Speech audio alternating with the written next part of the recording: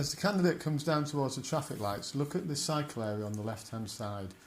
Although they've correctly stopped because they couldn't have entered that on red, the car is over the left-hand side of the cycle lane and has deemed an obstruction. The examiner deemed this to be a serious fault. Now, at this point, the candidate was unaware of the problem, and at this point is showing really good restraint in that they have not moved into the junction until the queue ahead has cleared the yellow junction box.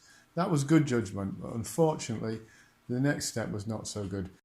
When the light changes, we're doing nearly 20 miles an hour and very close to it. We really should have gone through, but unfortunately the pupil decides to stop suddenly. On this occasion, a pupil shows poor judgment. They've been given some instructions at the side of the road and then move away. They've had plenty of time to see the other learner practicing the parallel park ahead of them, and as you can see, there's also plenty of room on the right hand side for them to have simply gone past. But instead, the pupil drifts up very close to the other learner, and as a result there's a very near collision, even albeit at low speed. They should have moved over to the right much earlier, or stopped much further back. And here the candidate has got themselves into the right hand lane going towards Huddersfield off the Owen Street roundabout. I always emphasise the importance of getting into the left hand lane.